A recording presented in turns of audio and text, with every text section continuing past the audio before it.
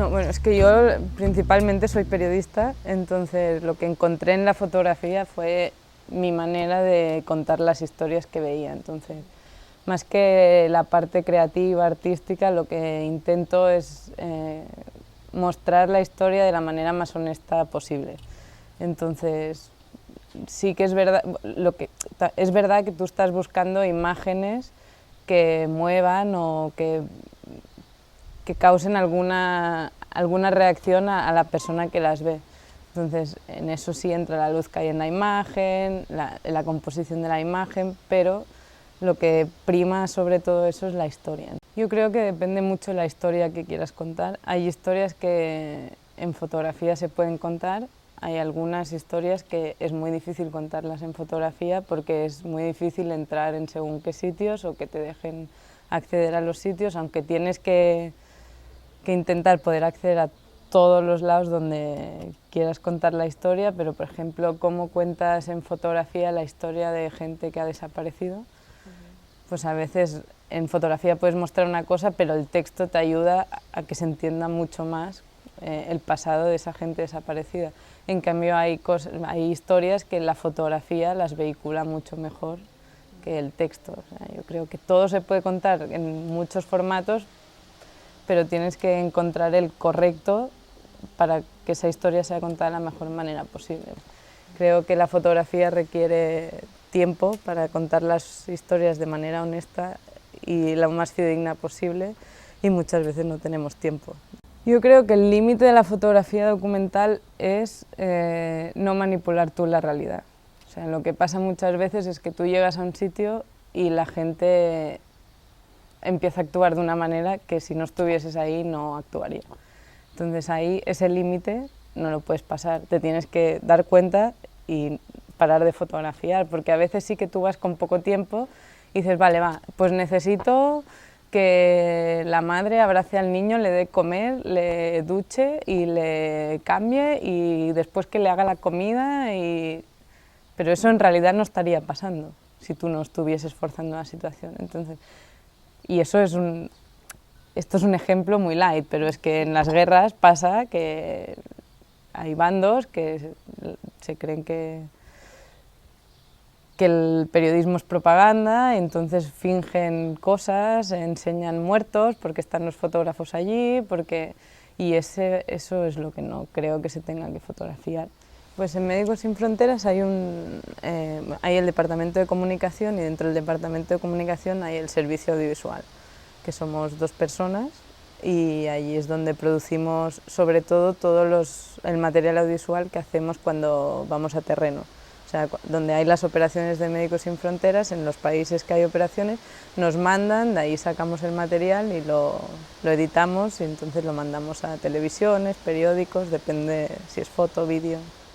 Yo creo que lo bueno, o sea, en el contexto en el que estamos, que es España, lo bueno de Médicos Sin Fronteras es que aún nos paga los viajes y nos permite documentar situaciones que a los medios españoles parecen no interesar.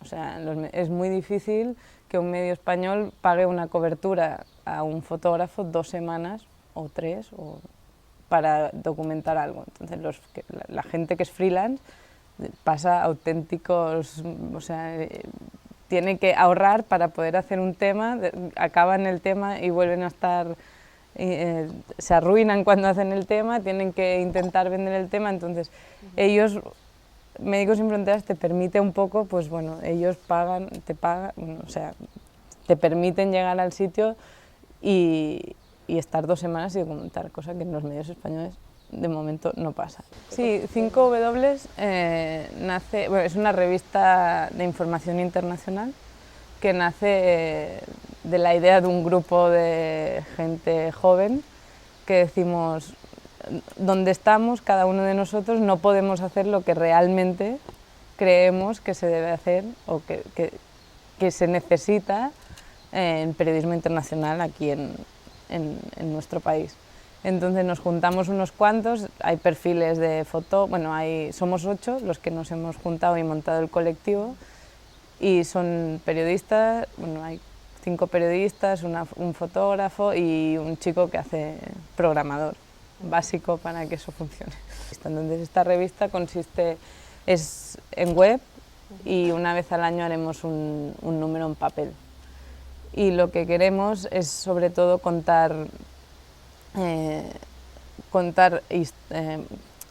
explicar las noticias internacionales que están muy mal explicadas normalmente en los medios españoles, o sea, hacer explicaciones más pedagógicas de lo que pasa, o sea, por ejemplo, pues la crisis de Yemen, quién está ocasionando esto, cuáles son los grupos, el porqué, o sea, un poco de pedagogía de los conflictos o de las situaciones en el ámbito internacional, y después también contar las historias de los protagonistas, o sea, pues pasarnos un mes con un enfermero local que está tratando el ébola desde que empezó la epidemia y contar cómo es la vida de esta persona, o sea, hacer un poco lo que llaman slow journalism, pues bueno, periodismo lento, pausado, con tiempo, que al final lo que pasa es que te cuesta mucho, lo que nos está pasando y lo que nos dimos cuenta es que nos cuesta muchísimo llegar a los sitios, después llegas al sitio y estás 3 días y te vuelves.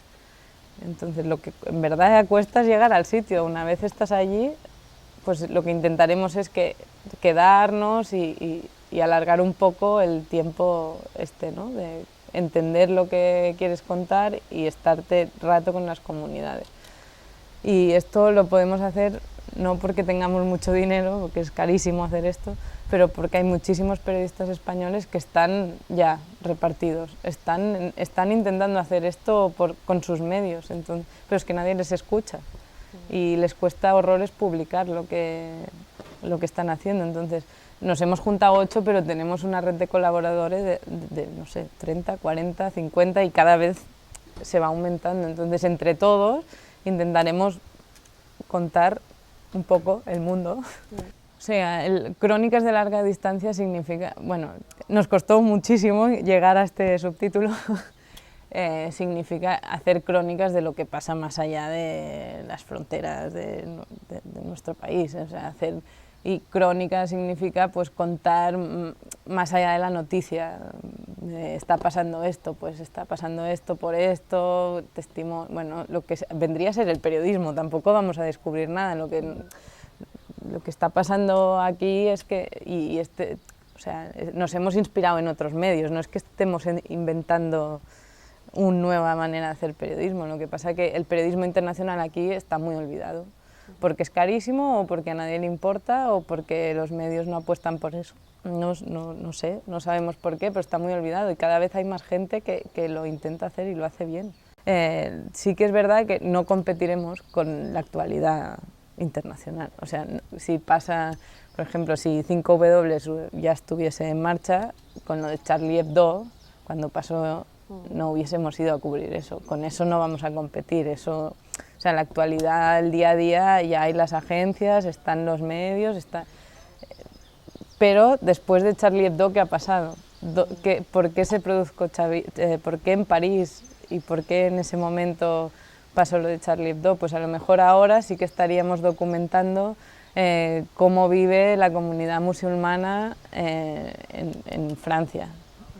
O el atentado de Garissa, que pasó al cabo de 1 o 2 meses después de Charlie Hebdo, lo cubrieron fatal los medios españoles. Pues ahí sí que hubiésemos apostado por mandar a alguien y contar que es que esto de Charlie Hebdo pasa en un montón de sitios y no estamos contándolo. Y porque es más importante, porque los medios ponen el foco en París porque es mucho más barato ir a París. Pero es que en Kenia se murieron muchísimos más por otro ataque, igual. Y en Pakistán hay atentados de estos cada semana. Entonces, bueno, pues contar un poco e intentar, desde nuestro humilde conocimiento, que se entienda un poco más dónde estamos y qué es lo que está pasando. El equipo técnico, bueno, tengo una cámara reflex digital que hace una Canon 5D Mark III, que es una de las más típicas, pero yo no soy muy maniática con el equipo técnico, o sea, llevo una cámara, una óptica y los micros, porque como hago vídeo necesito hacer entrevistas y la grabadora.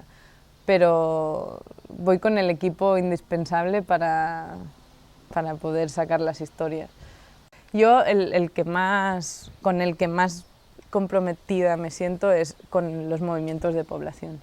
Lo que pasa que, claro, a mí me gustaría seguir o sea, he empezado ahora a poder seguir gente, seguir la historia, pero yo estoy ahora en este proceso, que yo creo que es un poco como evolucionando hacia allí.